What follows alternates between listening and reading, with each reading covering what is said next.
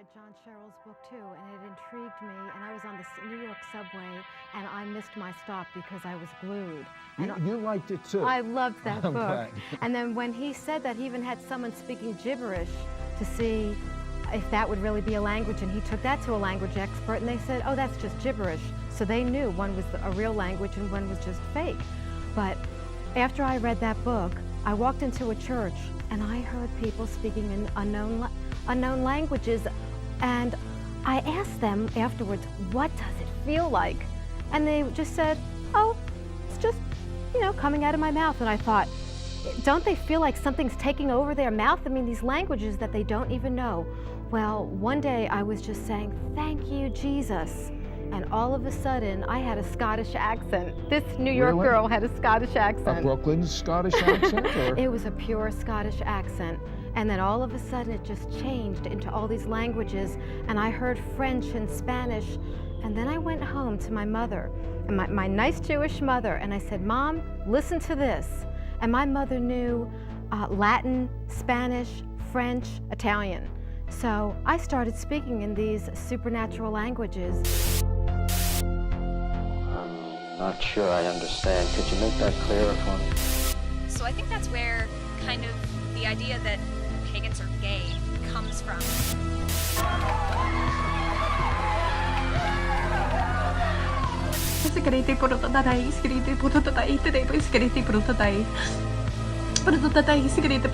Would I be right in assuming then that you don't feel that you belong in the hospital? This is a group session in primal therapy. What did you want, Mother? What did you want? What did you want? As soon as I express the belief that I do not belong in this hospital, which is a mental hospital, then those who dislike me want to find a worse place for me. What is it that is going to shift your vibration more than anything else? That's not what this video is about. This video is about inviting angels into your yoga practice. This is your pain. This is your burning hand. It's right here. I'm going to my cave. I'm going to my cave and find my power animal. No! Don't deal with it the way those dead people do. Come on! So important.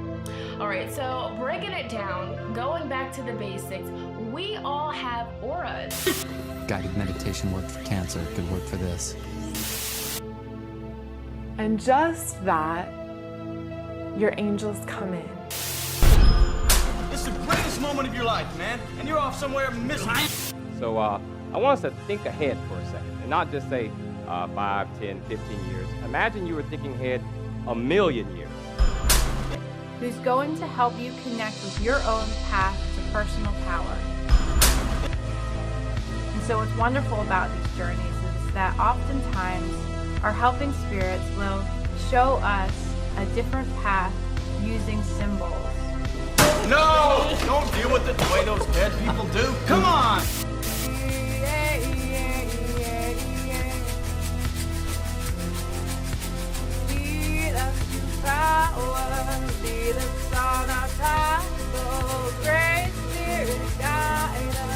I don't need anyone. I don't need anyone. Oh, yeah. How many people think she's tough? I You do that for 12 minutes. Total, come on, push it, kick it. Come on, I'm twice your age, I can do better than that. I hate this.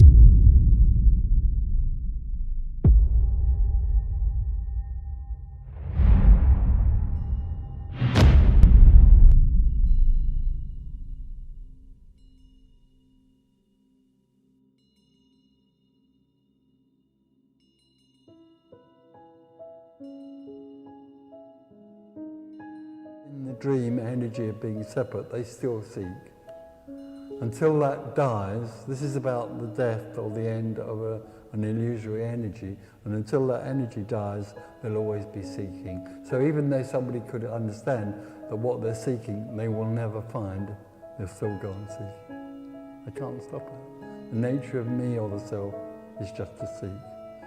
Me has lost home, so me can only look for home again.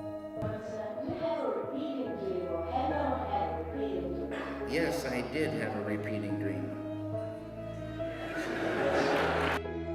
The hard and fast division that we make between what we do on the one hand and what happens to us on the other is arbitrary. So that as you watch your breathing, you will become aware that both the voluntary and the involuntary aspects of your experience are all one happening.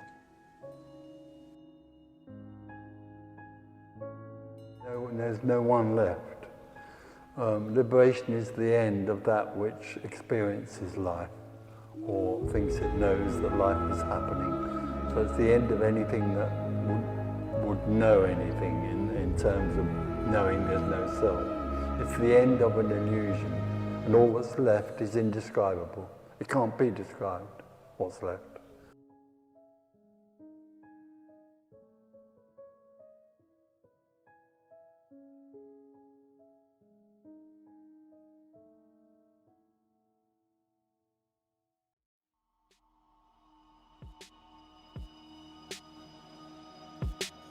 Hello, welcome to Softcast episode 18, where we talk with experts in philosophy, spiritual practices, and ecology, and much more to extract influence and information you can use in your own lives. Our guest today is the Venerable Pannobhasa, who is the former Theravada monk and has recently disrobed. With me, as always, for this group chat is the appropriately named, as we shall see, Mirror of Emptiness. Despite the fact today he was in fact playing the devil's advocate for the side of fullness. We're going to go through some of the amusing stories regarding Pannobhasa's re-entry into the Matrix, and perhaps attack the hardest subject of all to talk about, and that of course is non-duality and non-being, from a Buddhist perspective and a little bit from my own perspective, which perhaps differs in small ways, as we shall see, and in as much as that is possible. We sought to achieve this with our all too human tools of dualistic language. Nevertheless, there's a lot here to unthink about, perhaps not best consumed while driving or engaging in pretty much any other task for that matter.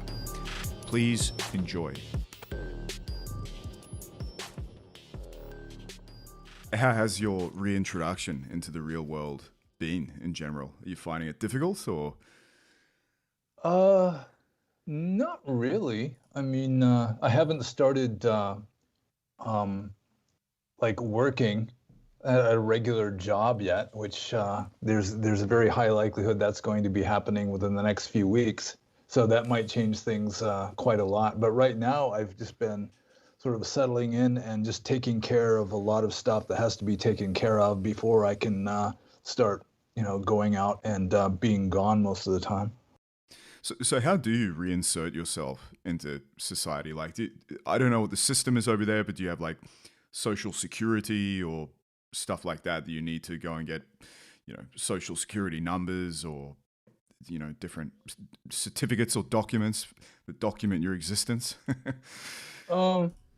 I've had a social security number since I was a kid, so that's already taken care of. Unfortunately, I still remember the number, so that is good. But yeah, it's one of the main complications is that I have zero history. I have no credit rating. I have no tax records. I have no bank records.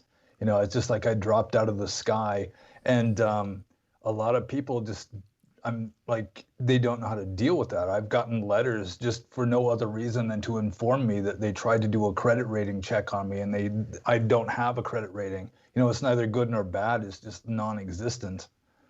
So that has been like one of the main challenges for me, because you just can't do much of anything without a credit rating in America nowadays. How do you explain yourself to people? Like some guy at a credit card company or whatever it is, like, how do you say, well, I was a monk for 30 years? Like, is that literally what you do? That's exactly what I had to do just today. Like, I have to get a credit card. It's like, in order to establish a credit rating, you have to, I mean, one of the main ways of doing that is to just have a credit card and pay your monthly bills, on time. And without a credit rating, you can't get a credit card. So I applied for a regular credit card. That didn't work. And so then I applied for what is called a secured credit card, where you just put money in the bank, and whatever amount you have there designated as like collateral, and you can use the credit card for that amount, but no more.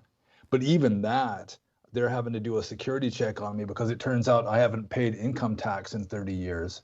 So I'm explaining to the lady on the phone, they're doing like the security check on me. And I just told her, I was a Buddhist monk. I didn't handle money for 30 years. And furthermore, I was living in Asia for most of that time. And so I just don't have any records at all. Like, they wanted my bank records for the past 3 months, but I didn't even have a bank account until last month. So this sort of thing is just coming up continually. And even just renting an apartment, or when I was in New Orleans, I don't know if you heard about that one, but when I was in New Orleans, I mean, I couldn't get a hotel room. I had just started handling money, but it turns out that nobody takes cash. Like, no hotel in New Orleans would take cash. Everything had to be credit, and I didn't have any. So I almost wound up sleeping on the street that night. So no one explained to you, like, I don't know, did you ever book hotels for yourself in the past or anything like that? Or was it was just all completely new to you? Was it something you'd done before? Obviously not, right? Like in the 1980s, you just walked in and you ask if they have a room, and they say yes. And then you just pull out your wallet and pay for it with cash, or you're going to rent an apartment. So you pay the first month and the last month's rent and like a cleaning deposit, and they just figured if you can afford to fork out that amount of money, then you must be solvent enough, and that was good enough. But now you have to have credit ratings. Over the past 30 years, money has become largely virtual. I mean, it always was kind of virtual after they got off the gold standard, but still, it's like it's all digital, just it's all computer stuff now. Yeah. And you have, and you're all like, you're like hooked into the matrix, sort of, you gotta, they track you. You've got like this, sort of like your financial identity that is in the books, and they just use that as a reference. And I just don't have an identity yet. So it's like, one thing I've had to do is I have to put money in the bank, and then I take a loan with that money in the bank as collateral, and then I just pay it back, which is, it's just like changing money from one hand to the other with a little bit of interest to the bank, getting paid to them. And that's all there is. So I borrow money and I pay it back, and then I get a few little points on the credit rating, and then eventually I'll be able to get a real credit card. Although really the only thing I use a credit card for would be to order something online. So for context, for the listeners, the Venerable Pannobhasa has actually disrobed recently. There's a lot of people that listen purely to audio to my show, and they're probably not aware of this. Can we talk through that a little bit? What like brought you to this decision? Obviously, it's momentous, having been a monk for 30 years, and then disrobing is no small commitment. Can we talk through that a little bit? Sure. Yeah. I was a Mahatera, like a great elder, and there are three main reasons. I've sort of stated my case on my blog and elsewhere, giving my main reasons. But the main reason number one, which is sort of the foundational reason that allowed the other reasons to even be possible, is that I just stopped making progress in the practice of Buddhist traditional Theravada Buddhist monasticism. Like living alone, meditating in caves, that kind of thing. I got as far with it as I was able to get. And then for years, it's sort of like the Red Queen in Wonderland, where you're having to run as fast as you can just to stay in the same place, just to avoid backsliding. And like the best meditation of my life was more than 10 years ago. So that in itself was an indication that maybe I should try something else. It's like if you've stopped making progress in a certain system or a certain method, then it does make sense that after several years of not making any significant obvious progress, that you try something else. And so that's one thing that I have done. That's like one of the main reasons, probably the first and primary reason why I dropped out.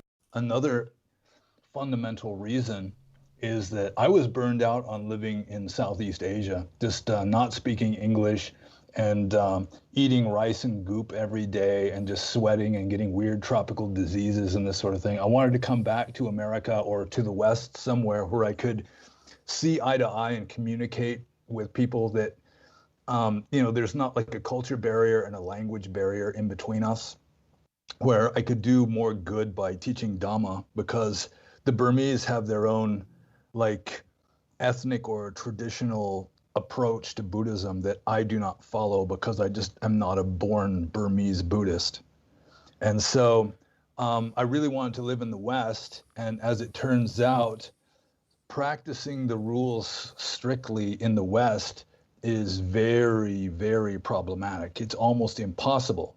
For example, it's against the rules even to consent to somebody else handling money for my sake. It's not only against the rules for me to handle money as a monk, it's against the rules even for me to consent to anybody else doing it for me. And that is just virtually impossible in the West. Even the strictest monks are going to consent to somebody handling money for them. And there's all these other rules too that are equally problematic. And I just had this idea from the very beginning that if I wasn't going to follow the rules strictly, I shouldn't be a monk. So that was another factor.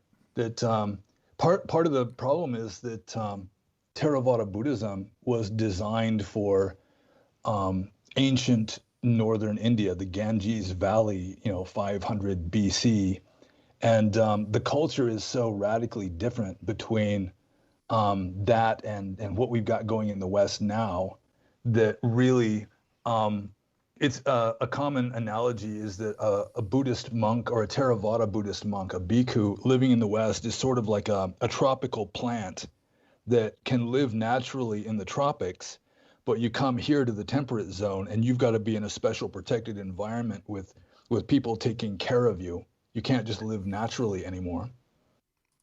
So so I mean, it just doesn't work very well. It just doesn't fit the West very well. So there was that too. And the third reason is I met a really sweet lady and we fell in love. So all of those three reasons combined, and really the first reason is the first one is the primary one that allowed the other ones even to be possible. Do you think that Pannobhasa, in your new line that you're taking here, do you still have, though, a goal of having some further advancement in, meditation and realization and practice? Are you taking sort of a sabbatical for maybe a little while, as far as, sowing a little bit of wild oats and enjoying yourself in the civilian world, but maybe not becoming a monk, but still maybe practicing some sort of ascesis and meditation and things like this, or looking for new practices to take farther towards, the realizations that you wanted to make with your Theravada Buddhist practice? Yeah, your monk practice. I know you're still a Buddhist, but I mean, the same goals that you had as a monk. Yeah, I'm more Buddhist than anything else. Although that was another sort of an incidental reason why I could disrobe as easily as I did, is that really my perspective is too broad to really fit within the confines of orthodoxy. So I was always kind of a heretic anyway. But getting to your question, I mean, you never really stop doing Dhamma practice. It's always going to be something. And I mean, there are some things that as a monk you just never have to deal with. Like, that's one of the great weaknesses of being a Buddhist monk now, is that in the Buddhist time you were wandering around homeless in a spiritual but nevertheless predominantly non-Buddhist culture, and all these challenges and hardships would come upon you, and you had to deal with that. You know, you weren't living just a life of bliss and peace, that, you know, you're living in like bandit and tiger infested jungles and meeting with, you know, really rough people who maybe hate monks or whatever. And that kind of a lifestyle, I mean, if you have the right attitude, then yeah, living in the world is actually more conducive to helping stuff come up so that you can learn how to deal with it. So yeah, that's kind of like the approach I'm taking now, is sort of Ram Dass talking about grist for the mill. It's like the mill has increased the amount of grist that it is milling. And I'm learning how to, in a way, it's like I'm taking what I learned as a monk and now I'm applying it to a more, I don't know if you could even call it a more samsaric existence, but it's an existence where the people, a lot of the people that I'm dealing with obviously are you know, kind of hyper samsaric, you know, they're completely blue pilled, you know, they think the matrix is real, that kind of a thing.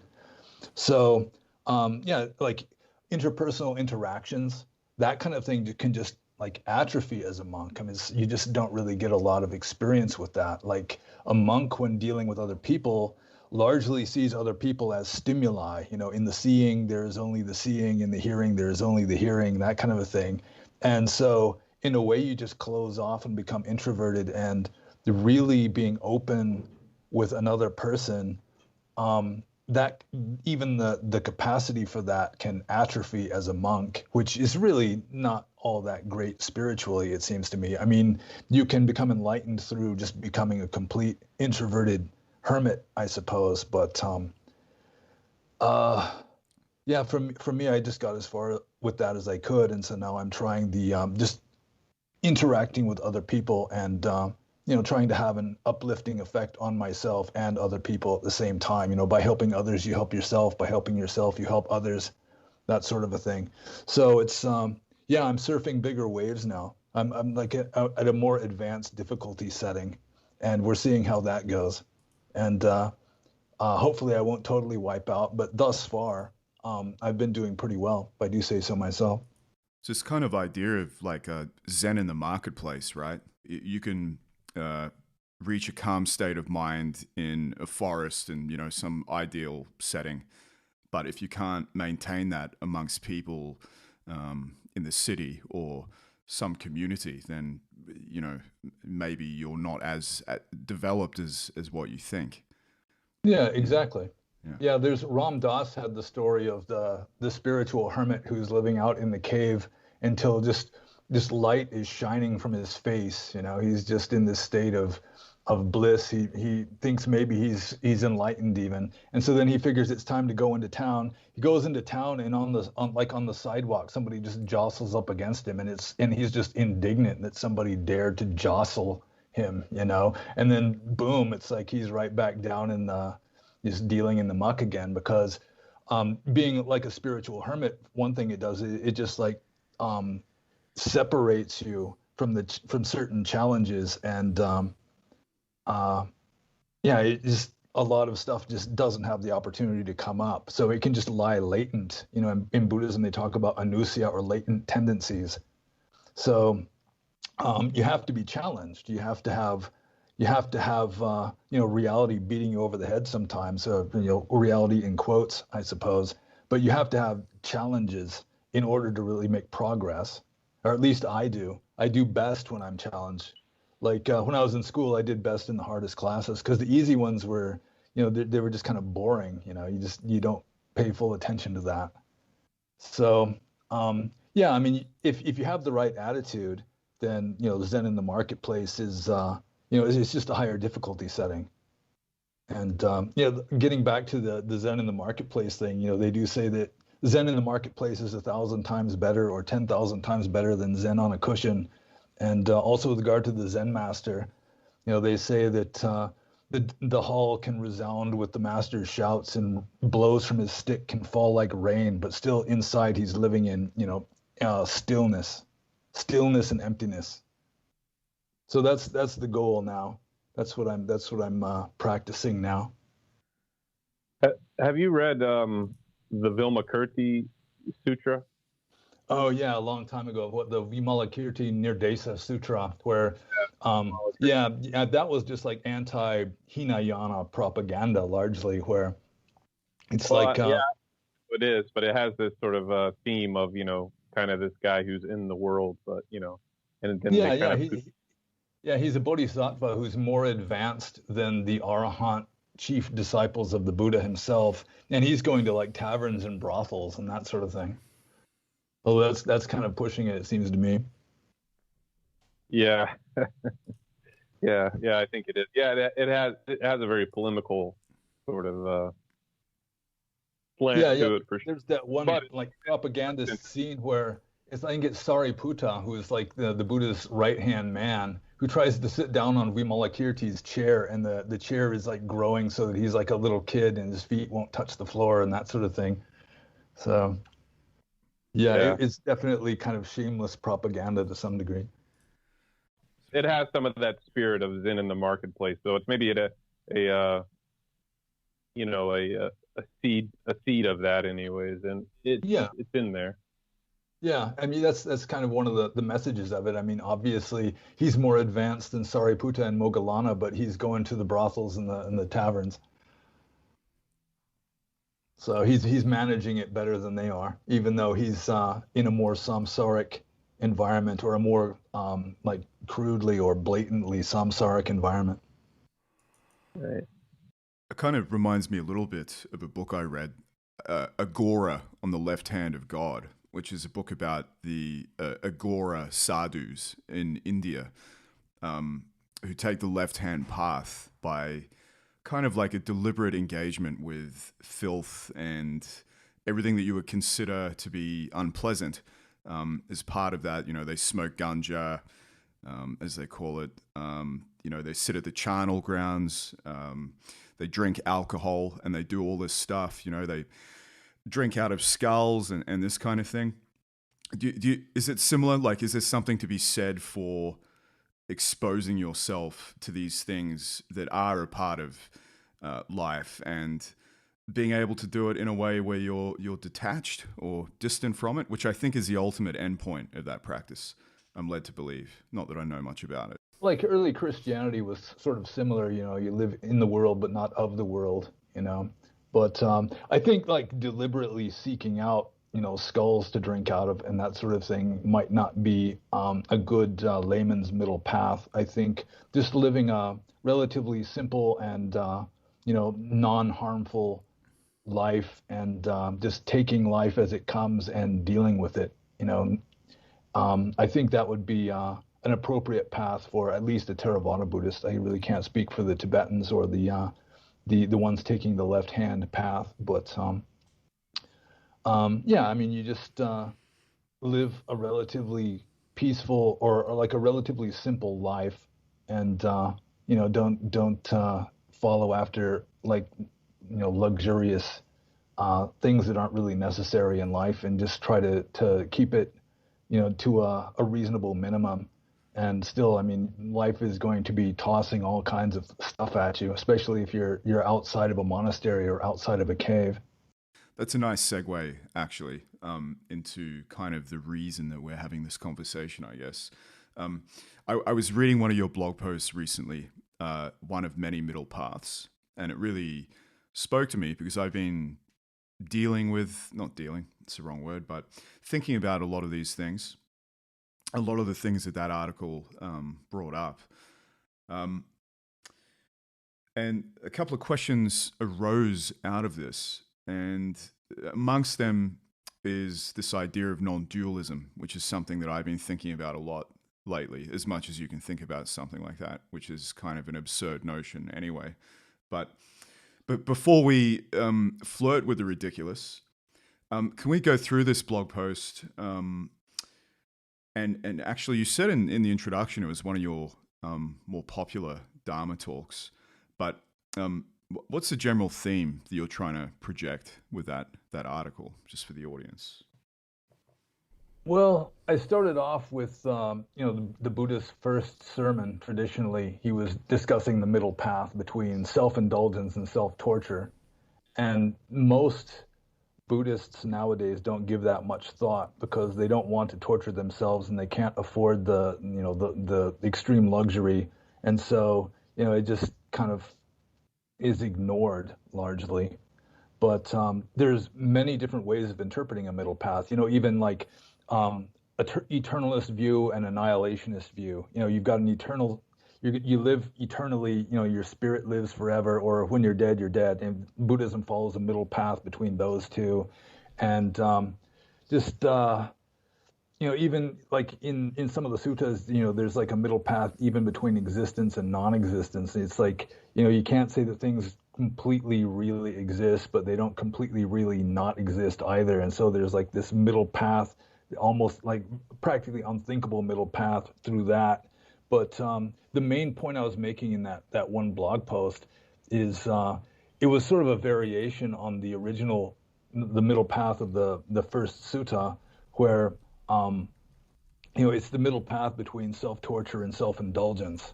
And in the West, there's a concept that doesn't get mentioned much in the Buddhist text, and that's the concept of being triggered, where everyone has at least two different personalities. You've got the personality when everything's going fine, and usually that personality is pretty nice.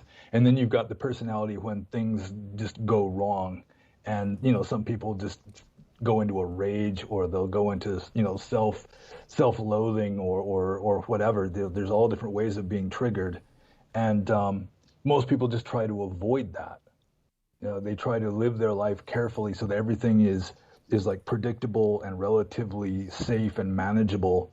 And again, it's like they're avoiding the challenges. They're avoiding having to face the stuff that they have to face in order to work their karma out. They're just trying to avoid the heavy stuff. And you don't have to seek it out, but I mean, it's like the middle path between seeking out things that trigger you and just avoiding at all costs things that trigger you. So that was the main point of the blog post, or the essay, is that in itself is a useful and relatively powerful interpretation of a middle path, where you're not like avoiding these things that really trigger you, but you're not seeking them out either. You're just kind of just taking life as it comes, and not trying to fix everything and arrange everything so it's all predictable and safe. Because we need the challenges in order to make progress, or in order to help us wake up. That sounds, kind of like a classical call to virtue too, really. Kind of just doing what you have to do, not making trouble, not avoiding what comes your way that you have to face as well.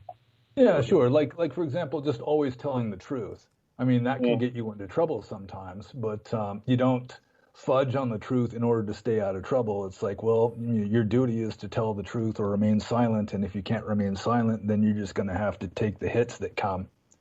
And so you just accept that and keep moving forwards, that sort of thing. Right. Yeah, actually, it's interesting. I heard you talk about not lying, which is something I always try to do anyway. But I never realized that staying silent was actually an effective tactic. And I've been using that a lot lately to great effect. I just don't talk anymore if rather than lie. Yeah, it's very difficult not to lie in like polite society. In civilized society, you're pretty much required to lie. You say you're sorry when you're not really sorry, or I'd like to but I can't, but when really you can, you just don't want to, that sort of thing. So one of the interesting dichotomies that I've been thinking about is this idea of existence and non-existence. Can we talk through that a little bit, and how Buddhism deals with this? I personally have been wrestling with this in the context of non-dualism, and I'm finding it difficult to reconcile how a middle path is possible between existence and non-existence. What do these things mean to you, Pannobhasa, in terms of how Buddhism deals with these notions of non-existence and existence and reality in general. Yeah, well, I don't think you really can intellectually wrap your head around it, because the way the intellect works is in duality. It's like the Aristotle's laws of thought. Everything has to be A or not A. It's a duality. A and not A pretty much makes the whole universe, and it is like fundamental, even in early Theravada. There are suttas that say that existence and non-existence are like a conditioned mental state. Or get into Mahayana, they just take the ball and run with it. Like the Heart Sutra, is saying that form is emptiness, the very emptiness is form. That's pretty much how it starts. Or the Sin Sin Ming saying there are no two such things as existence or non-existence. Oh wait, that was the Tibetan Book of the Great Liberation. And the Sin Sin Ming, which is by the third patriarch of Zen or attributed to him, is saying, what is the same as what is not. What is not is the same as what is. And really, it's like existence and non-existence are both perceptions. And reality is not a perception. I mean, if you're going to experience ultimate reality, you can't do it by perceiving it, because once you perceive something, you've dragged it into like dualistic symbols. So you have to experience reality as it truly is, which is, from the intellectual point of view, an unthinkable void.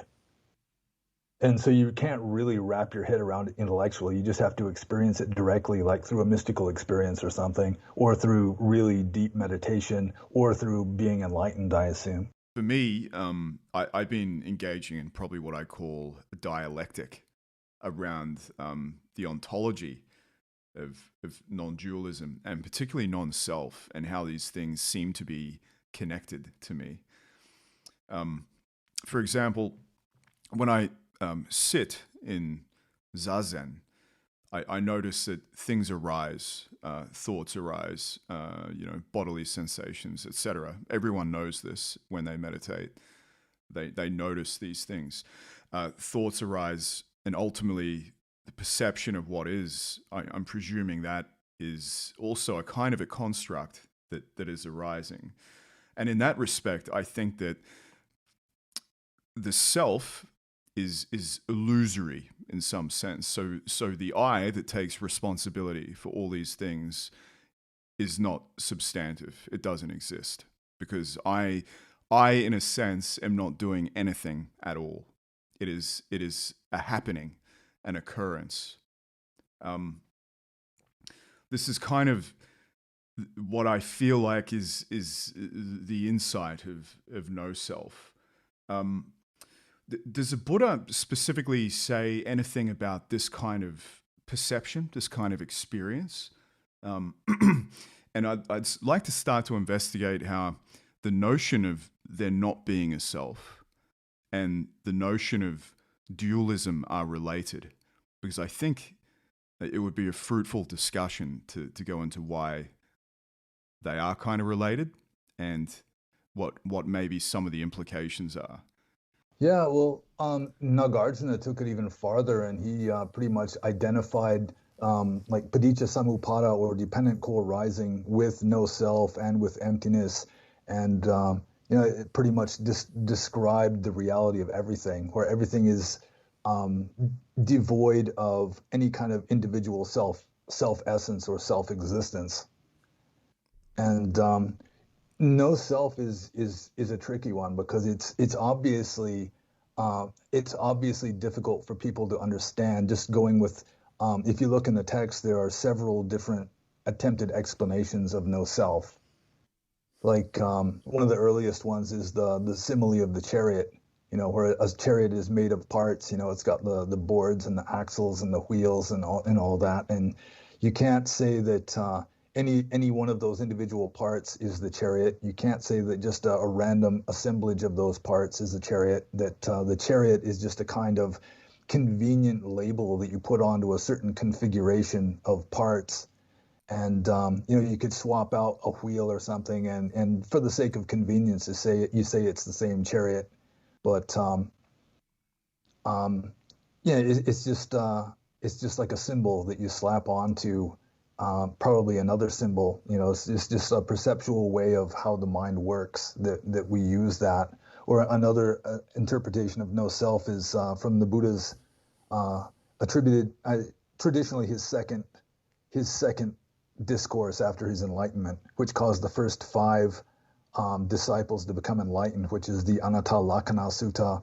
And in that one, he's just claiming that if you don't have complete control over something, then you really can't consider it to be yourself.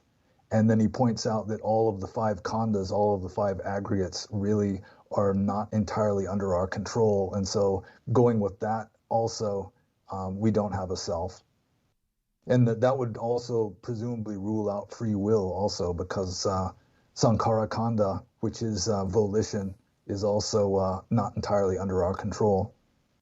But I think I may have wandered away from the gist of your question. No, not at all. That's great. I think we're really getting to the right place for sure. Because and talking about free will in general, which I've come to understand as a rather absurd concept, actually.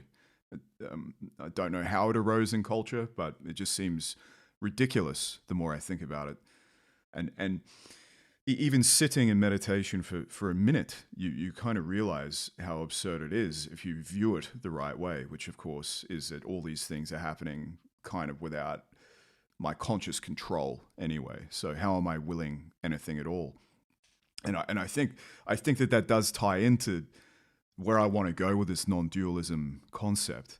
But just to mix things up a bit, because I know the Mirror of Emptiness, who is playing the part, ironically, of the dualist in all of this, that we're going to invite him now to maybe add a bit of his own thoughts to this notion of no self. I could say this, that there's always that question then, when you are in meditation, and I agree, you have all of this, you observe phenomenon, you see your thoughts coming out of nowhere, you see your body doing whatever your body is going to do, you experience this sort of rising and falling of things. But what is it that's seeing and noticing then? What is that? What is the noticer? What is the observer of these rising and falling of things? And couldn't that be said to be something of a self, or something within us that's connected to a greater self, perhaps? Like a world soul that's taken individuation and matter or something. I don't know, but I think there's a case to be made for that. Like, who is this observer? Most people don't ever get in touch with that, and the reason why people have a idea of free will is because to them they are making up as they do things, they're making up this story as they go along. I actually had a tweet just like a few weeks ago that I thought was good. It came in my head that, those Richard Attenborough nature documentaries. Oh, yeah. Where, especially the old ones. The newer ones are kind of different, but the old ones, they would say, like, here's Mr. Badger. He wakes up in the morning and he does this and he does that. And, and they'll have a little drama, and it'll be, this little nature documentary. And I said, those documentaries, you are that animal and you are that narrator, that's sort of how we are. And most people are like that, regardless of whether there's a self or not. I think most people aren't in touch with it, but I think there's a case to be made for you noticing that you are the narrator and the animal. What is it that's noticing that, I, for all intents and purposes, don't have free will, but how am I noticing this? You know what I mean? Yeah, so I think there's different levels you could take that. For example, getting back to the Sin Sin Ming, there's this one verse that goes, the object is an object for the subject is a subject for the object. So they like dependently co-arise. You've got the object and the subject that views the object. And just based on my own introspection on that particular level of whatever you want to call it, it's like the subject, the observing subject, is really just all of the sort of the whatever is surrounding the object. You know, it's sort of like all these mental states going on. Like, for example, the carpenter pounding nails. You know, his thumb is part of the subject until he accidentally hits it with the hammer, and then it suddenly becomes the object because he's all of a sudden observing that thumb because it hurts like hell, you know. But before he hit it, it was just part of all the background stuff that was this part of his environment, part of who he was, you know. So just everything that's in your subjective self, you know, you can observe that, and then all of a sudden it stops being your subjective self and starts being the object. And then as soon as you direct your attention to something else, it kind of blends back into the subject again. Whereas the subject is just this amalgamation of feelings and perceptions and so forth.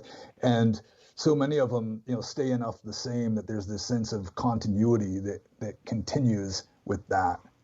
So that's kind of a superficial explanation, I suppose. But you could go deeper and just say that consciousness itself could be viewed as a kind of, you know, as, you know, the Upanishads define Brahman as, you know, just formless consciousness. You know, just the entire universe is pervaded by consciousness, and we're just this one strange little part of it that has become so reflexive or self-referential that it sort of considers itself to be separate from the rest of it. So, I mean, you could view it like that also, where like what we really are, you know, God and you know, our soul or whatever, could just be this consciousness. But then you go on to the level of where, I mean, anything that's completely infinite and formless, you can't really say that it does or does not exist. So that's kind of what Buddhism does. It's like you can't really reify an absolute and have it still be an absolute, and so you can't really even talk about it. Yeah. Right. I like the notion of, like, you described hitting your thumb with a hammer. It seems to me, and one of the best ways I've heard it described, is that consciousness, or what you were talking about, Mirror of Emptiness, the noticer, is almost like a contraction of energy. And this is possibly what I've been thinking is the self. It's this contraction of energy that creates this kind of dualistic separation from all that is. And it's this separation. This is where we get this notion of a self and the experience of an observer. But the experience of the observer is still in the totality of everything that is anyway. Yeah, I think so. It just becomes self-referential, and so it just starts believing that it's on its own, or it's separated from everything else.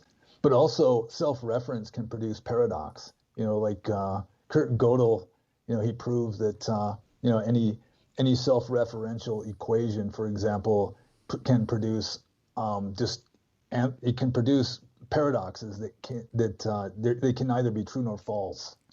And that's one hypothesis I've got to account for free will. Because in Buddhism, both free will and determinism are both rejected, and you're just left with this kind of you know, unthinkable, you know, somehow something, and you're not even supposed to really try and figure it out.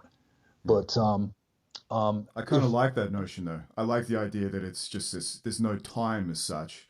It's just this blah that it just always is. Does that make sense? But it's there's no time to constrict it. It's just this ever-present kind of chaos almost that you can't put down to anything in particular. It's just business. You can never really figure it out. You can never figure out reality intellectually, because once you've started dealing with the intellect, then you're dealing with these perceptual symbols that are just trying to symbolize reality, and they're not really reality anymore. So it's like, you know, the letters TREE are very different from an actual tree, and that's what the intellect is doing.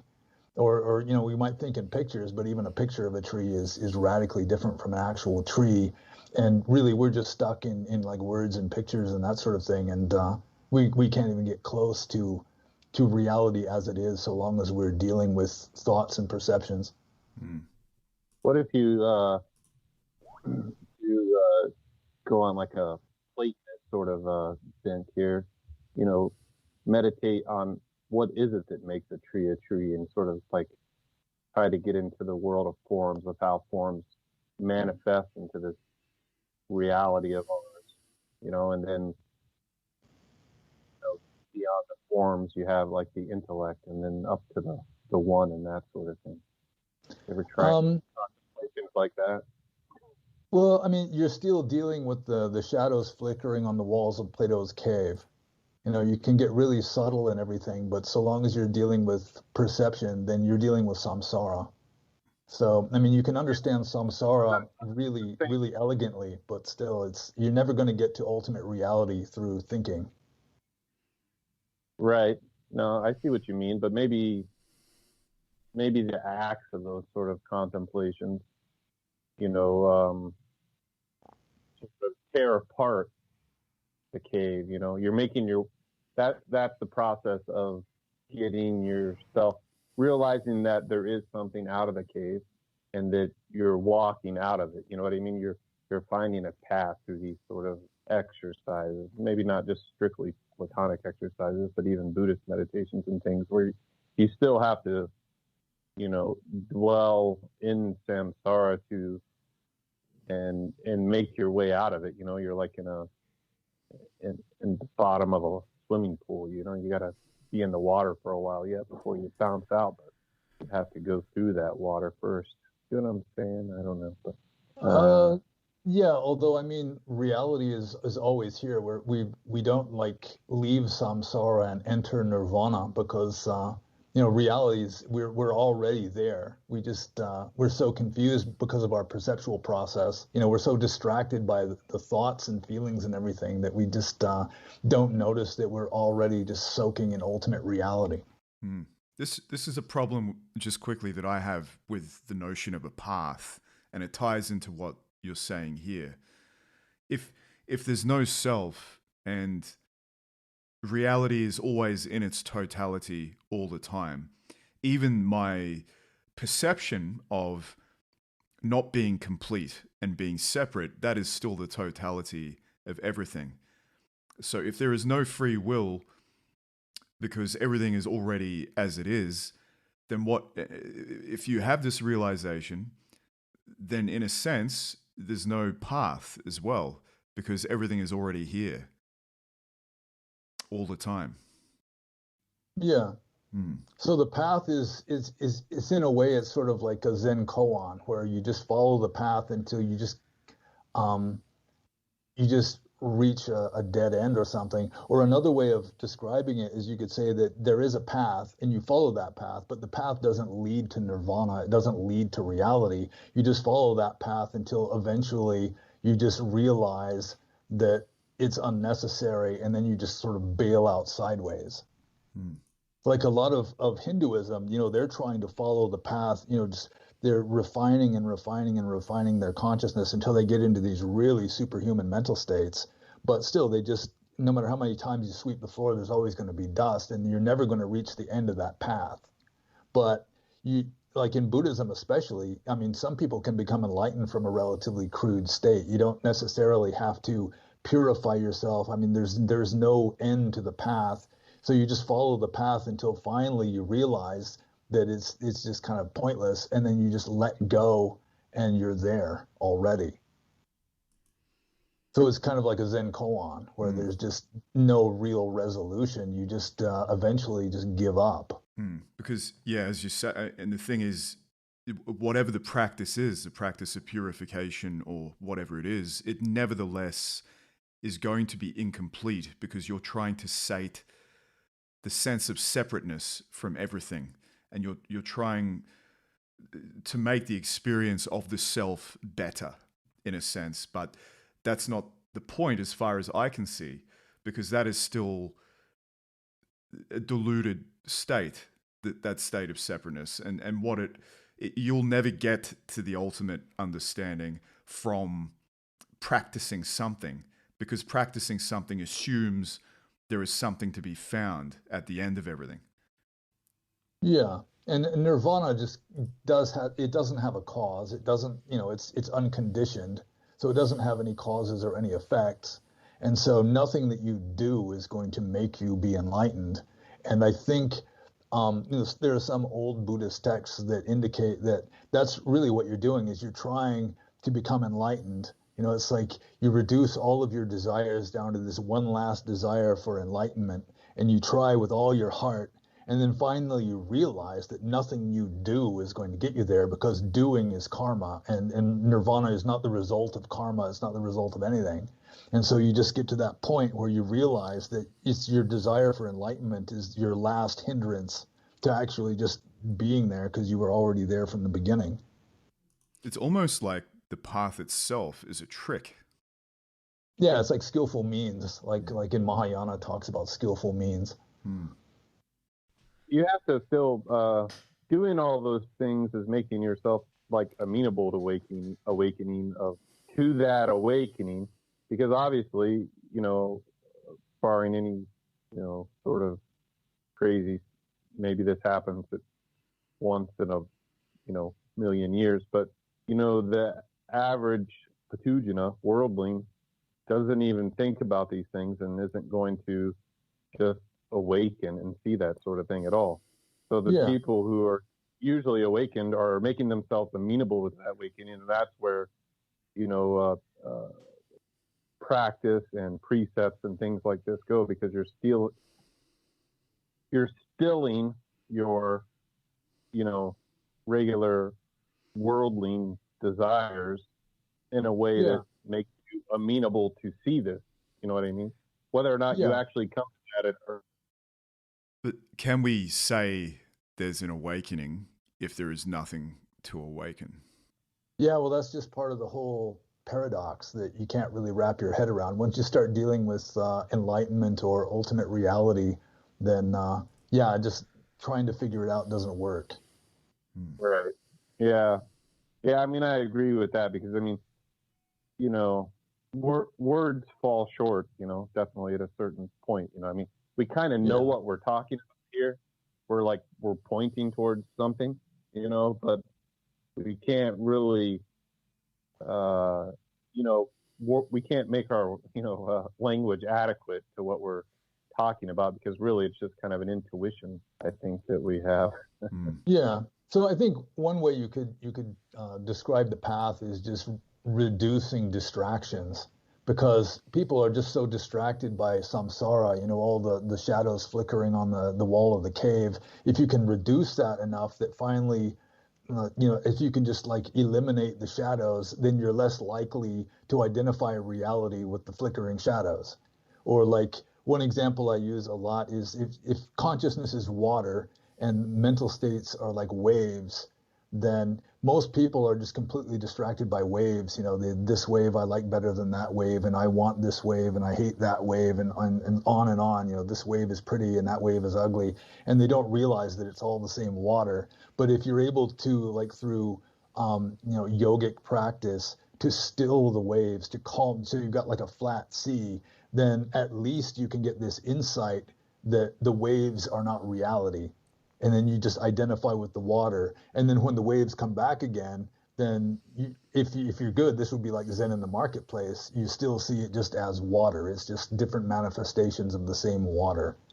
And like a deist or a theist would call it God, or, like a Hindu might call it Brahman or something. And but Buddhism generally just doesn't even touch it. You just can't reify the absolute, and so they don't even go there. It's interesting. Do you think the original Buddha presumably would have seen things would be a lot simpler than what's been passed down and worked on in later generations? And what I mean by that, do you think the essential message has been obfuscated in the generations that followed? Yeah, definitely. Probably one of the oldest Buddhist texts in existence is the Atthakavagga of the Sutta Nipata. And it's just saying a monk should not believe anything. You should have no belief, no perception. You're just living in emptiness essentially. And that's just it's scary. Most people just cannot deal with just a blank void, just pure radical mysticism. They just can't cope with that. And so when Buddhism becomes a more popular system, and you've got lots of people maybe who don't have a deep spiritual calling, who are entering the Sangha, they're just scholars, they're philosophers, they like cooking up systems. And so you wind up with these huge ecclesiastical, scholastic works like Abhidhamma. And I mean, that was one of the original inspirations for Mahayana, was just trying to get away from all the systematization and, trying to label and categorize everything, which I don't think the Buddha really was teaching. It's just that there's just this void, nature hates a vacuum. And so intellectual human nature also, abhors a vacuum. And so we just start filling it up with philosophical concepts and so forth. Absolutely. I think in a way as well, that radical voidness is a kind of, it's not a hopeful message particularly. It's quite depressing and challenging in some ways. It's like if your average person were to hear this and accept it, it's not necessarily a message of hope. So I can understand people would have trouble dealing with notions like this. And maybe that's where that comes from. Like people need to systematize, because that realization is not hopeful overall, because it's threatening to the self. Ultimately, it's threatening to the I. Yeah, enlightenment is a kind of death, or at least you could view it that way. Yeah. When you stop having an ego, I mean, you essentially die. But still, I mean, it's enlightenment, obviously, at least if you can believe the sages, it's infinitely better than not being enlightened. So it's really not, it shouldn't be anything really scary or bad. Yeah, it's essentially merging with God, so you become God in a way, but you stop being your own individual little tiny ego in order to become that. Yeah, it seems as if everything falls away. Like you must have this realization, and the notions of the illusion of separateness falls away, and it's kind of like you just, I don't know, everything must become a lot lighter. Yeah. Well, I've as a general rule, I have very little use for Hegel, but the way he starts his logic, the way he starts his dialectic is really profound. Where he starts off with the very first thesis is just absolute being, pure being. And then he points out as the antithesis to that pure non-being or pure nothingness is really indistinguishable from pure everything, because there's no determinate content in either one. They're both like blank, because there's nothing distinct in, it's just like no boundaries, nothing, it's just they just merge together into the same thing. So then he says you have to have a distinction, and that's where perception comes in. It's like the Tao Te Ching, it's like the one comes from the Tao and the two comes from the one, and then from the two comes the 10,000 things, but ultimately it's getting back to the whole, the false distinction between existence and non-existence, that it's just, the reality is so completely off the scale that it's obviously infinitely better than what we're in right now, but still we just cannot hope to begin to comprehend it intellectually. Yeah, and I think even though the materialists are, I talk to people sometimes and they say, when you die, there's just nothing. And some of them, it scares them, but some of them find some measure of peace in that too. Like, that's good. I want to go back to nothing. But my intuition tells me the fact that I'm here now, still perceiving, or whatever, this multiplicity means that is going to happen again, unless you can find some sort of way to transcend or see the big picture. I do definitely believe in this idea of rebirth or continuation, or the details of it I don't know, but the fact that I'm here now, perceiving this world, and perceiving suffering and perceiving, agitation and all these different things, lets me know that that can happen again. Could you say, though, just as a counterpoint, that if there is no self here now that exists, then there is no suffering, because there is no self that is experiencing suffering. So the experience of there not being a self negates the fact that even that there's something to die ultimately, because there's nothing here that's living. Well, yeah, but that's, a high state, I would say that's what you're working towards, maybe realizing that, but that's not how you're experiencing it. Saying that intellectually is one thing, but, I know I can say that and I can think about it and I say, well, that makes sense. But with some of the work I've been doing, I think that maybe catching glimpses of that is not as unattainable as what people think. Just to be very controversial here. Yeah. I feel like maybe a big thing that's happened is the systematizing of religions. And I suppose we were talking about Buddhism before as one example, has led to this notion that these things are completely unattainable, that we have to struggle through hundreds of lifetimes to ever have any of these perceptions at all. But I feel like maybe sometimes that isn't the case, and that actually some of these perceptions and glimpses, I think that's the best way to describe them, they're glimpses, are perhaps more attainable than what people think, and that in some ways the intellectual dialectic, perhaps mixed with some meditational experience, is adequate to have some of these realizations, or to have the ability to at least realize that ultimately the seeking is a pointless endeavor in itself, because everything is already okay, because it's already in its totality all the time anyway. So there is nothing to be sought. And I would say, in many ways, to me, that this is not just an intellectual realization that I've had. I wouldn't classify it as that, even though talking about it right now is still a concept. So to talk about this, it's automatically incorrect. So it's kind of silly in a way to even talk about it.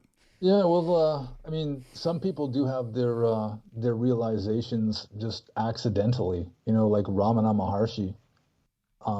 Supposedly, he had a realization just as a result of having a panic attack when he was a high school student doing his homework, and that was good enough for him. I had a bit of a panic attack today. I've been having some of those lately. Yeah.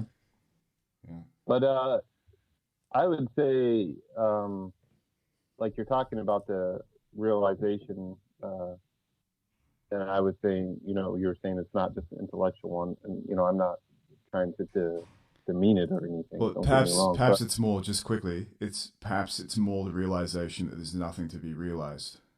It can't be realized. Yeah, is that right? Better? Well, from my perspective, that's like intellectualism, unless it can be tested against something to where you can take that realization with you. Because like, say, example, the early Buddhists, like Pannobhasa was talking about earlier, would meditate in tiger and bandit-ridden jungles. You know what I mean?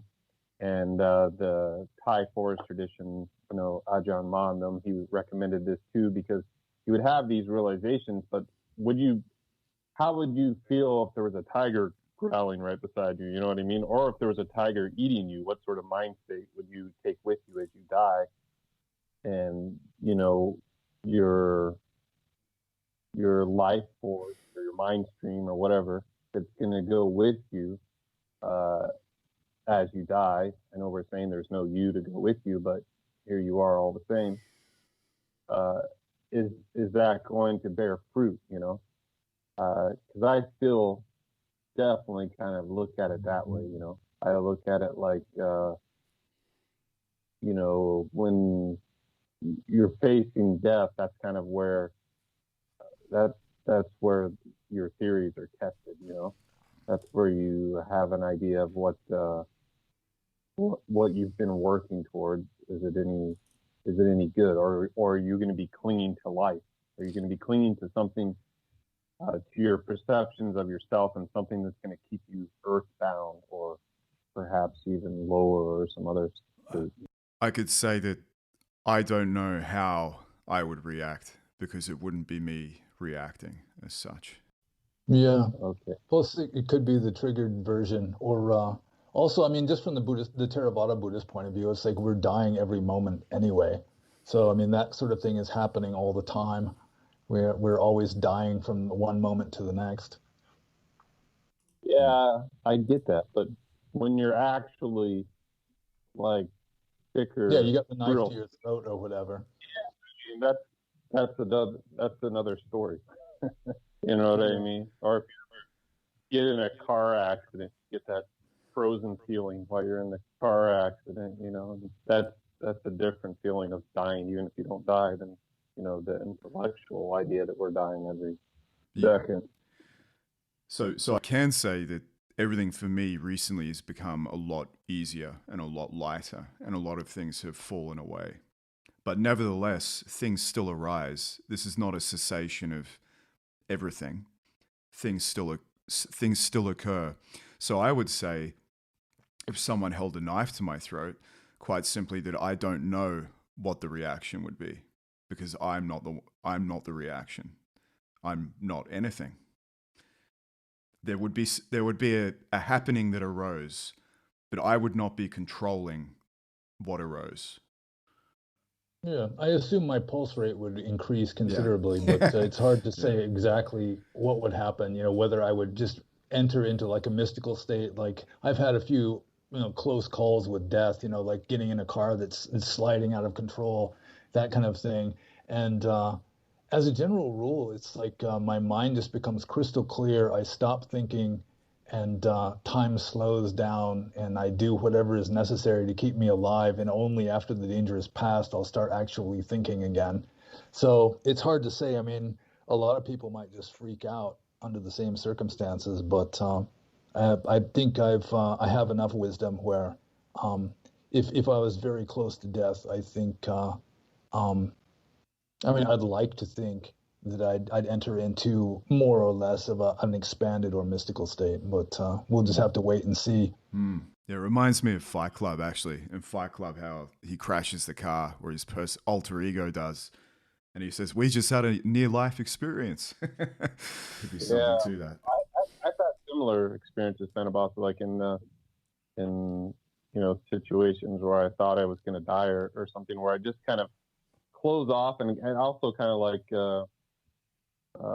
you were saying, Alex, where you just observe what's going on. Like you know, back in like September, I had to go take the ambulance ride. I had all the symptoms of a heart attack. That's why they put me in the ambulance, because my heart was like racing and going this and that, and that's when I started to have like these occasional panic attacks and things.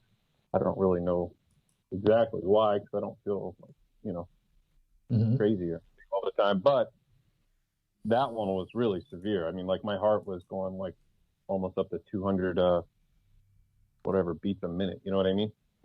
And I was like fainting. So, but like, and I had this feeling like, well, shit, I just might be about to die, you know? And I did feel kind of like that, but I was kind of, I don't know, just observing it in a way. Like, even though they said, you know, this is probably, you know, some sort of panic attack type thing that may be introduced. I mean, they kept me in the hospital. My EKG was weird, but like, I was sort of just in it, I adopted the role of the observer, kind of like when you're meditating. I mean, it wasn't comfortable. It was physically uncomfortable and somewhat painful, but I was kind of just observing it, like this is what's happening. You know what I mean? I wasn't like crying or freaking out or anything, even though maybe, I don't know why they happen, honestly, because I don't feel like freaked out or something all the time. It's not like I'm a nervous wreck, but I mean, maybe I am subconsciously. I don't know what a psychologist would say, but I do kind of have these lately. And that was the most severe one, and I really did think, well, and even the people, the ambulance, when they came, thought, well, because I was at work and everything, they were like, yeah, this isn't, let's take you to the hospital. Yeah. But anyway, so that's just one thing. It wasn't a mystical experience, but it was kind of meditative in a way, or just kind of clear, like do what I have to do, listen to what they're telling me, but just kind of observing it. Okay, it's like, all right, there was my heart racing out of control again, but I wasn't like, flipping out or anything. What I find interesting, Pannobhasa, about what you've done, so that you've disrobed and you've gone away to some degree from the formality of that Buddhist path. And what's interesting about this to me is that you as such, the self, reached an end point of as far as that path could go, for convenience's sake, and now you're engaged in something else, another path. Do you think, and I'm just putting this out there for general discussion, that the path itself is in fact illusory in some sense? Is there anywhere to go? I often ask myself this, and it's a question I've been struggling with a bit lately. If there is really a self to struggle with anything, but is there anywhere for me to go if everything is already here? Yeah, ultimately no, but so long as it seems like we're in samsara, I mean, that seems to be good enough. It's like you can say if you've got a toothache that the toothache isn't real, but it seems real enough.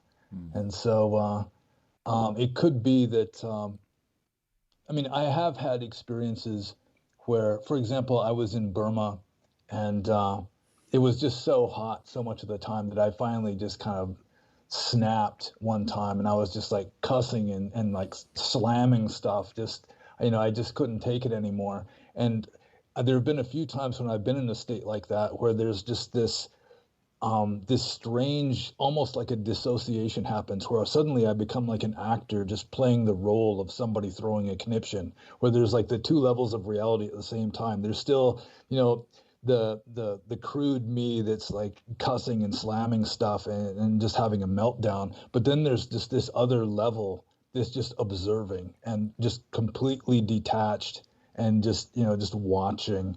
And you get the feeling that level that's just watching and detached, like a more enlightened version of you or something, is always there. It's just that the little ego person or the meat puppet or whatever is just so caught up in its own thoughts and feelings that it just doesn't notice that most of the time.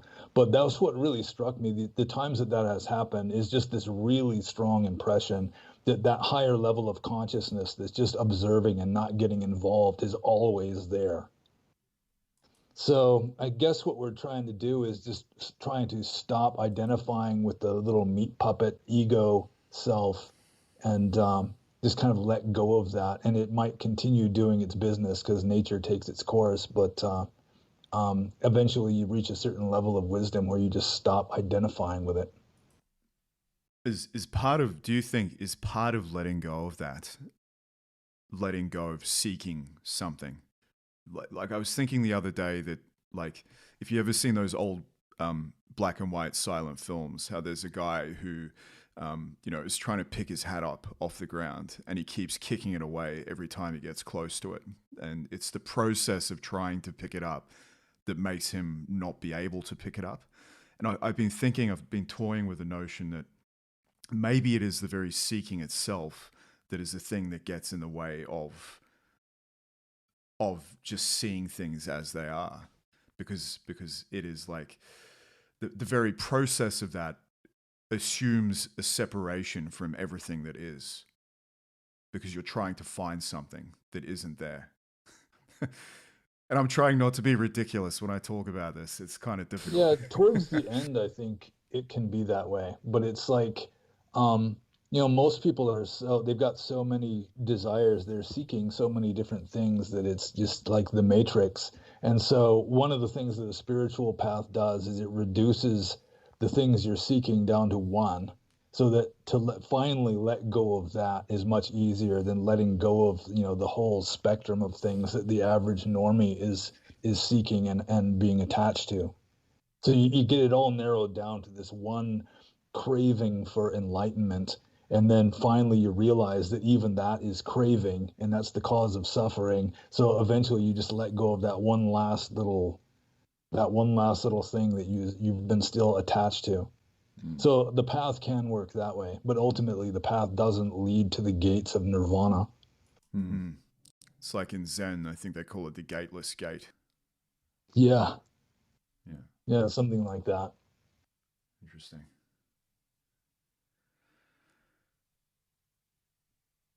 But some people do manage to have their experiences without meditating at all. I guess, like Ramana Maharshi that I mentioned before, or, there's other, like Eckhart Tolle supposedly had his great awakening just as a result of some kind of strange existential crisis he was having one night that just kind of jolted him out of his ruts.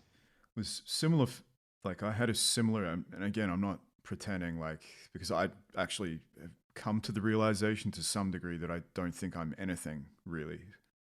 But it was similar for me when I started going through this process, that I had a dark night of the soul one weekend, I would say, when a lot of things became apparent to me, a lot of these things.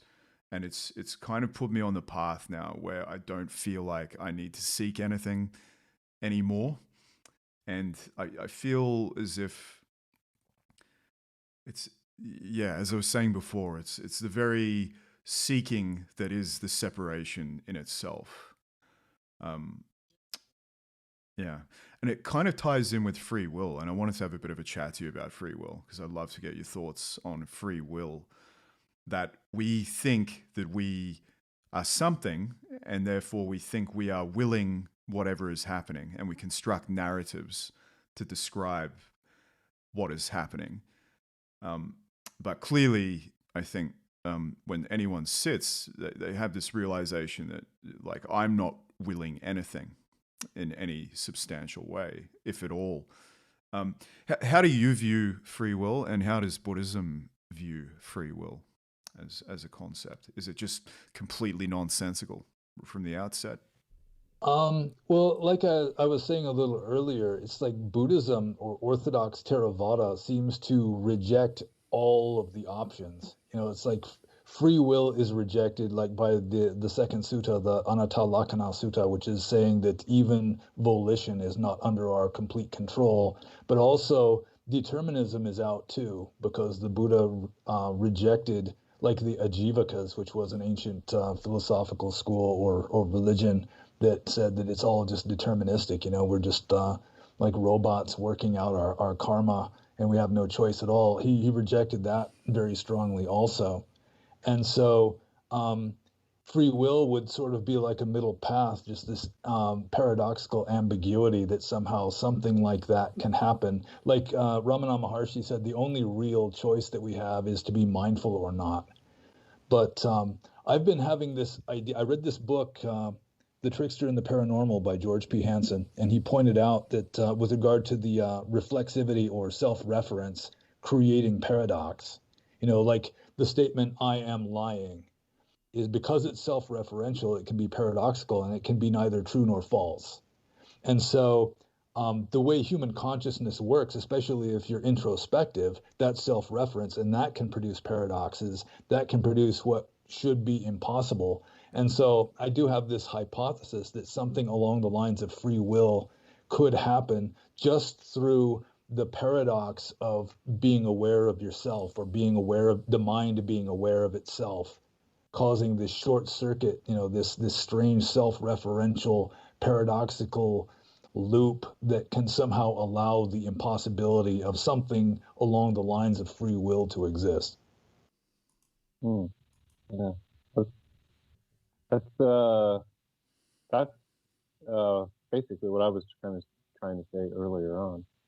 I think, if you guys didn't get it, but with the observer, the fact and what separates you from like a everyday worldling or a normie who just goes about his day making a narrative about his life but just really just following, every impulse that comes up, which he doesn't even know the origination of, but that fact that you have an observer, that little bit of space between those, this lack of free will and this thing that observes it, it's in between that space somehow that where there is a little bit of free will, which is, I think, what you were just saying. Is that correct, Pannobhasa? Something along those lines. Certainly, the more conscious you are and the more self-conscious you are, the more options you're going to have anyway. So like a fully enlightened being presumably wouldn't have free will because they're not making karma, they're not making any volitional actions anymore. So I assume that a fully enlightened being would just naturally do whatever is appropriate in the moment, just flow with whatever is most appropriate without even having to think about it or something. But I mean, trying to second guess enlightened beings is very tricky. But yeah, it's like, at the very least, it's like the more self-aware you are, the closer you've got to something resembling free will anyway. At least the more choices you've got, the less likely you're just going to be just mechanically acting in accordance with your habits, which is pretty much what karma is at one level anyway. Karma is just like the autopilot that drives us through life because we're not conscious enough to make our own decisions.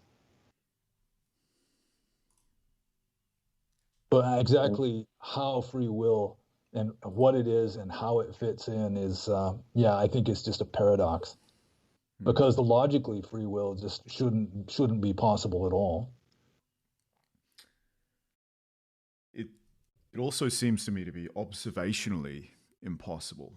I just don't see it anywhere. I just see happenings. But going back to the Buddhist notion of the no self, if there is no self, then how can there be a will or even a free will if it's just happenings? Well, from the Buddhist point of view, you would say that a volition just is its own dhamma. It's its own phenomenon. That really, what a human being is just this bundle of phenomena, and will would be a certain aspect, one of the khandhas, one of the aggregates. That it doesn't have to have a self. It's just in a way, going with Orthodox Theravada, in a way it has its own essence, its own individual being. That it doesn't really require any higher self. It's just like part of the chariot. It's like the axle of the chariot or something. It's just one of the parts that just gets lumped together into a self. But it doesn't really need. There's no logical need for there to be a self in order for there to be, thoughts or feelings or volitions that just their own. They can just exist on their own, at least from a logical point of view. And also, what about, as the Buddhist idea of not self, but also the concept of just not self, as opposed like this is not self, that is not self. Then maybe you don't get to something that's a self, but you get to something that's everlasting that you connect to, or that is in touch with, ultimate reality. You peel away what's not self until you get to what's eternal, or whatever word you want to use. You know what I mean? Which is yeah. Although again, it's like when you get to something that's eternal, then you've gotten to the point of an absolute, some sort of formless absolute that really you just can't wrap your head around it. And Buddhism just doesn't even go there. It doesn't even attempt to reify it or conceptualize it. That's just, you might experience something along those lines when you penetrate through, the veil of samsara or Maya or something. But trying to think about it is just futile, and you can just go insane trying to wrap your head around that sort of thing. So most religions, they'll reify it. They'll say, there is a God, or there is, Tao, or an ultimate reality. But even Nibbana or Nirvana, the Buddha really didn't talk about it very much at all. It's kind of held up as a goal, and, a little bit is mentioned, mostly negatives, but it's, it's like the end of delusion and suffering, that kind of a thing. But yeah, even to call it an it is, you're already kind of straying from sanity. So yeah, I mean, trying to figure it out is just futile. It's a koan. Yeah, I guess logically you can only really talk about what it's not, because it isn't anything in a sense. So it's just going to be negating every thing that you try to put against it. It's the only way you can say anything about it. Well, is one extreme, and isn't is the other extreme, and Buddhism takes the path by the middle. Yeah. Okay. Maybe Bill Clinton is a Buddhist, and that's why he did that whole depends what the definition of is. He's actually a student of Nagarjuna this whole time. That's what it's been. I wanted to ask, you were toying with the idea of maybe starting a kind of Sangha for Westerners. Obviously living as a full Theravadan monk is not tenable for most people anyway. Do you still have plans for something like that? I mean, some sort of group of people that can practice and live simply and have guidance? Well, there certainly is a call for that. And there are a number of people who are, they want to participate in that. And so right now I'm just kind of scrambling to sort of get my life kind of rearranged and settled and more or less stable, sort of tenable, just get myself kind of right side up, after dropping out of the monkhood after 30 years. So yeah, right now I'm not really focused on that specifically, although there are quite a lot of people who really are interested in that. And there is like a small group, like, like the Subscribe Star channel, the Discord server associated with that. There are a number of people who are, they really are wanting to get involved and get something going.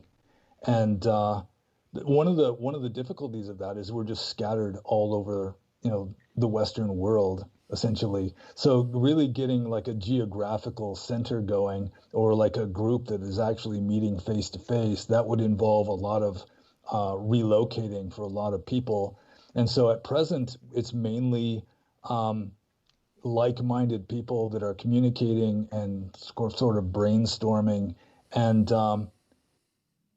yeah, it would be good to have like maybe some real monks, living at a certain place that's getting supported, and just having, somebody like me giving advice on how to practice as a layperson, because I'm getting firsthand experience at it now, and just also bringing what I learned as a monk into that. So, I mean, I can do what I can to, share my experiences and, offer my participation, and but still, just one person isn't going to do it. It's going to take a group of people getting together and working on it together to get some sort of maybe a compromise form of traditionalist Theravada Buddhism going in the West. Maybe, I'm reluctant to start setting up new rules, that kind of a thing. Although, if you don't have any rules, then, the structure you're lacking structure and everything can fall apart really easily. So it's largely an experimental stage right now. Although there are people that are very eager, and we are trying to get to kind of at least some kind of website going where it will sort of serve as a focal point for what we're trying to do, with people, more than one person being involved in running the website. Numerous contributors, maybe something along the lines of what is it, Right Wing Dharma Squad or something like that, and just establishing a presence of more or less traditional Buddhism to serve as an alternative to what most Buddhism is turning into in the West, which is like the ultra-liberal social justice stuff. Yeah, I liked your idea too. I heard you mentioning of you brought up the cynics, Yeah. Which, and have maybe some dharmic reboot of the cynics or something. I like that. I'm fond of. Yeah, I kind of like that idea also. And some sort of philosophy that is sort of rejects the status quo, but is a higher moral level. Not just hippies or type. And wearing normal clothes and growing your hair longer and eating in the afternoon wouldn't necessarily be illegal or banned or anything, and there wouldn't necessarily be a uniform, but at least people would, they'd be looking to Dhamma for guidance and living a relatively simple, uncomplicated, non-violent sort of existence, and communicating with each other and interacting with each other, maybe supporting real renunciants that are like ordained Sangha as part of their practice. Yeah, it's definitely workable. And I think when there's a will, there's a way. And it does seem that we are making slow progress in that direction. Yeah. Or maybe you could even have a renunciant level within this sort of group. Yeah. Yeah. Although, again, it's like setting up new rules and everything is, it's something I'm reluctant to do, although it does appear to be, to some degree, practically necessary. So, yeah, I really don't want to bind myself without a rope again by setting up new rules that I have to follow. Whereas it could be that just following your own wisdom, if you're cultivating wisdom, then you're going to be more likely to act wisely anyway. And if there is a group, then one of the valuable functions of the group that really is not capitalized upon by most Buddhist groups is like what happens in some Christian groups, where you've got one person who's acting questionably, or he's having some kind of troubles, he's drinking too much or something, and then the other people can kind of get together and admonish him and try to set him right on the path again, that kind of thing, which that could be useful also. I could do with a bit of that admonishment. Probably it'd be useful for me. Well, yeah. I admonish you right here. Thanks. You're admonished. Thanks. I needed that. Yeah. One of the things I definitely wanted to talk to you about while we got you is your new book that's coming out. So let's do a shameless plug for that. Yeah. Thoughts of an Incendiary Monk. Do you want to talk about that a little bit? Yeah, actually, as a monk, I wrote lots and lots of philosophical stuff, and the second book actually came out yesterday. It's collections of Buddhist essays and philosophical essays. So the first one, both of them are on Amazon now, because I resorted to Amazon self-publishing because that was the easiest and most obvious way of getting things published, rather than submitting manuscripts to editors and that kind of a thing, that could last forever. So I just edited it myself, and the first volume is Essays in Theravada Buddhism, which is, as you might imagine, focusing on Theravada specifically. And then the second volume that came out yesterday, also on Amazon, is Philosophical Dharma, which is more broad-ranging and a little bit more edgy, I think. And it includes like discussions of Mahayana and Hinduism and some Christianity and Western philosophy and critiques of scientific materialism and postmodernism and that sort of thing. And then the third volume that I'm editing right now, that I'm working on nowadays, is it's going to be called Buddhist Ethics, Buddhist Practice, which is going to be more practical in its approach. And the subtitle to all of the books is Writings of an Incendiary Buddhist Monk. They are available. The first 2 volumes are available on Amazon, both in hard copy and ebook Kindle version. Well, I was just going to say, have you sold any yet? Yeah, I'm not sure about the second one that just came out yesterday, but yeah, the first volume I've sold a number of copies already. I haven't started advertising yet, though. So that's something I'm going to have to figure out. I mean, without advertising, nobody's going to know. So you might want to get on Twitter, mate. Oh, Twitter. Yeah, I was told Facebook also, but yeah, I hesitate to even stick my toe into Twitter or Facebook. I was told that by one person, a really intriguing idea of hyping the book on 4chan, which might actually be more my kind of audience anyway, like Lit on 4chan. Yeah. I guess you can actually advertise there. So that's an option too. And then, of course, there's just advertising with Amazon. Just give them a little bit more of the cut for each book, just to have them plug your book a little bit. Yeah, I think Twitter's the ultimate samsaric test in many ways. So maybe it's a good thing if you join up and have a go. Yeah. I also even considered advertising the book in some of like the mainstream Buddhist magazines, like Tricycle or something. And then I was thinking, well, that's going to result in numerous 1-star reviews. but I guess bad press is better than no press at all. So yeah, that's an option too. Infamy sells for sure. Yeah. Well, and it also, they probably won't advertise you, but they may review you. I didn't get to finish this video the other day, but you were talking with Herr Rue that about there was some academic publication mentioning the two of you, anyways. You and Brian, and and it's kind of I didn't get to finish that video, but it was what I was hearing was funny. I mean, that's because even if you got reviewed in Tricycle, there are probably sincere but disillusioned Buddhists reading Tricycle. Yeah, I assume there would be at least a few people just out of desperation they're reading it because they don't know anything better to read.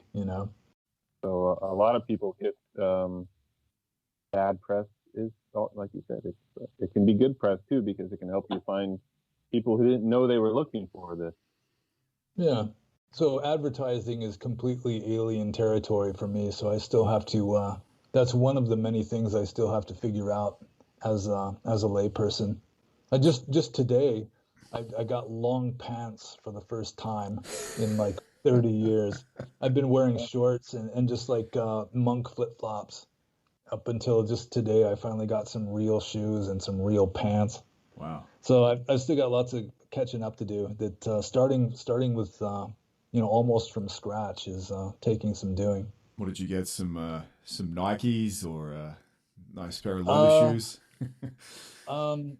I got they're like deck shoes, like Gilligan shoes or something. Yeah, nice. All rounders, nice one. Yeah. Yeah, I think Twitter can be useful for advertising, networking. Obviously, we're originally going to talk about Bronze Age mindset, but that was primarily done through Twitter, I'm led to believe, and gained great popularity as a result. Oh, I thought it was 4chan.